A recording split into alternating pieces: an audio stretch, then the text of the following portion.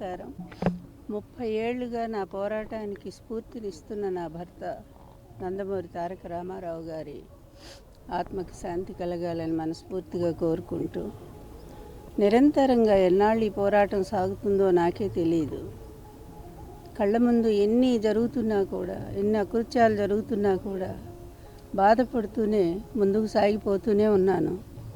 ఇప్పటికి కూడా ఈ అబద్ధాల ప్రపంచం, ఈ దుర్మార్గుల అరాచకం నన్ను వెంటాడుతూనే ఉంది, వేధిస్తూనే ఉంది. ఎన్ని రకాలుగా అవమానాలు ఎదుర్కోవాలో నాకే తెలియట్లా. నేను చేసిన తప్పేంటో ఇప్పటికి కూడా నాకు తెలియదు.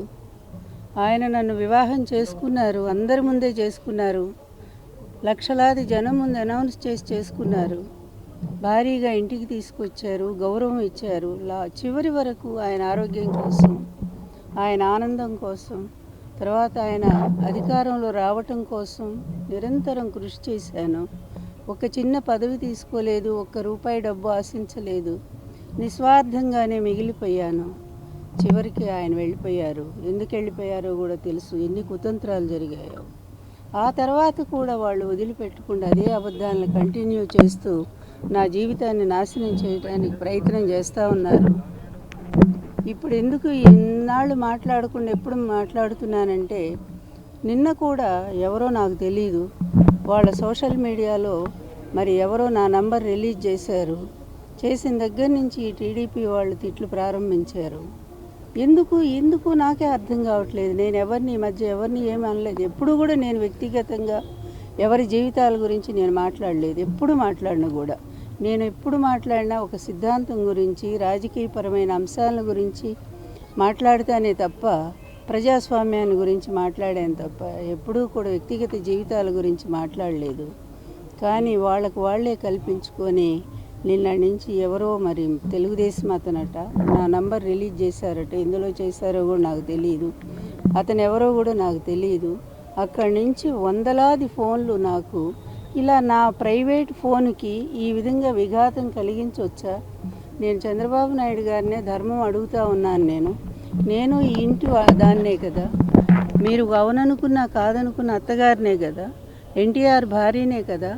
ఆమెను ఇంకా కూడా ఇలా మీ వాళ్ళు అవమానం చేస్తూ ఉంటే మీరు భరిస్తున్నారా? మీరు చూస్తున్నారా? అసలు మీకు తెలుసా, తెలియదా? న్యాయం అనేది ఉంటే స్త్రీలను కాపాడాల్సినటువంటి ధర్మం మీకు లేదా? దయచేసి మీరు ఆలోచించండి. ఎందుకు ఈ విధంగా నన్ను వెంటాడుతున్నారు, వేధిస్తున్నారు? నేనేం తప్పు చేశాను? మీకు నేనేం ద్రోహం చేశాను?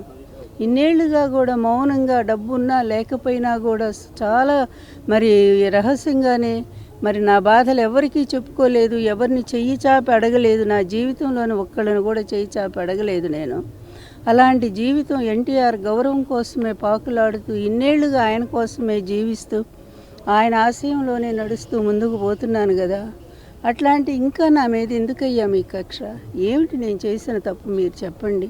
తప్పులన్నీ మీరు చేశారు, చేయాల్సిందంతా మీరు చేశారు, లక్షల కోట్లు మీరు సంపాదించుకున్నారు, అదేవిధంగా పెద్ద ఆయన సాగనంపారు. ఇన్ని చేసినటువంటి మీరు లక్ష్మీపార్వతి ఎంత? ఆమె పాత్ర చాలా చిన్నది కదా.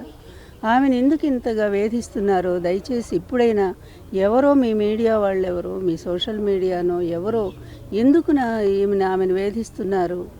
మా ఎన్టీఆర్ గారి భార్య అనే గౌరవాన్ని మీరు ఉంచమని చెప్పి నేను మీ ద్వారా ఆయనకు తెలియచేస్తున్నాను. ఇటు చూడండి ఒక్కసారిగా మీకు, ఎందుకంటే ఆధారం లేకుండా మాట్లాడకూడదు కదా. మీరు చూడండి, ఇటు ఎన్ని నంబర్లో చూడండి. కనీసం 1000 నంబర్లన్నా నేను డిలీట్ చేసి ఉంటాను, 1000 నంబర్లన్నా డిలీట్ చేసి ఉంటాను. అయినా కూడా ఆగకుండా రాత్రిపూట అసలు ఏదన్నా నాకు అర్జెంట్ కాల్ వస్తుందేమో కూడా తెలియదు కదా.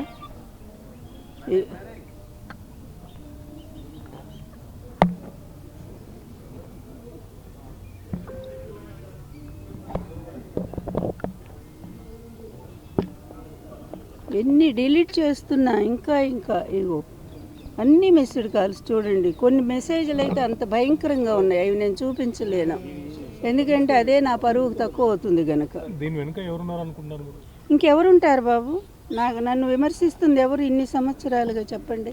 అంటే ఇంకెవరున్నారు నాకు శత్రువులు బయట ఎవరైనా ఉన్నారా? పేరేమైనా ప్రపోజ్ చేయాలి? పేరు నాకు నేను తెలియకుండా ఎప్పుడు కూడా చెప్పను. కానీ తెలుగుదేశం సోషల్ మీడియా నుంచి ఈ విధంగా వేధిస్తూ ఉన్నారు నన్ను ఇంకా కూడా. ఈరోజు కూడా నా భర్త పోయిన రోజు ఈరోజు నిజంగా పుట్టెడు దుఃఖంలో ఉన్నాను నేను. ఎందుకంటే ఈరోజు గుర్తొచ్చినప్పుడల్లా నాకు ఆ రోజు గుర్తు వస్తుంది.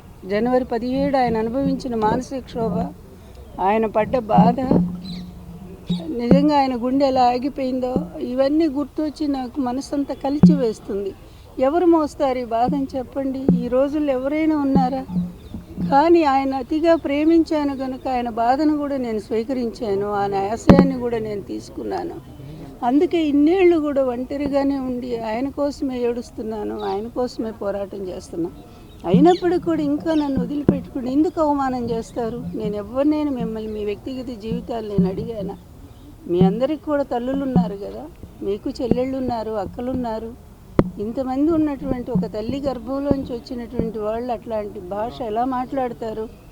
అలా ఎందుకు మహిళలను అవమానం చేస్తారు? ప్రతి మహిళలో మీ తల్లిని మీరు ఊహించుకోలేరా? దయచేసి చంద్రబాబు గారు, మీరు ఇట్లాంటి మహిళల మీద జరుగుతున్న ఈ దారుణాలు, ఈ హింస, ఈ అవమానాలు వీటన్నిటిని కూడా మీరు నిరోధిస్తే మీకు మంచి పేరు వస్తుందండి. లేకపోతే మహిళలే మీకు శాపం పెడతారండి. Please subscribe Telugu politics.